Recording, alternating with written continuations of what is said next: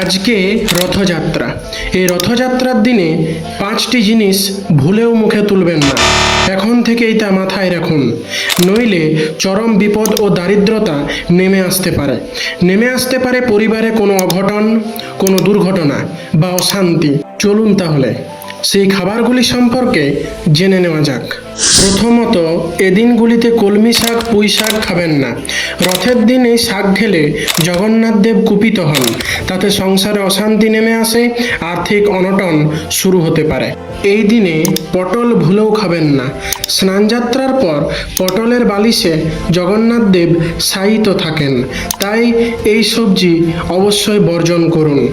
রথযাত্রার দিনে কোনো রকম তিতা জাতীয় খাবার এদিন ভুলেও মুখে তুলবেন না, যেমন উচ্ছে, করলা, নিম পাতা, এই শাক পাতাগুলি সেই দিন খাবেন না। চতুর্থ, কোনো রকম আমিষ জাতীয় খাবার যেমন ডিম, মাছ, মাংস একেবারেই গ্রহণ করবেন না।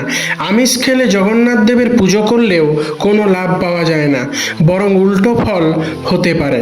এই রথযাত্রার দিনে আপনারা কোনো রকম নেশা জাতীয় দ্রব্য সেবন করবেন না।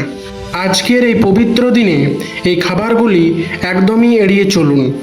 আজকের এই বিধিনিষেধগুলি অবশ্যই মেনে চলুন, তাহলে জগন্নাথ দেবের কৃপা আপনার সঙ্গে সব সময় বজায় থাকবে।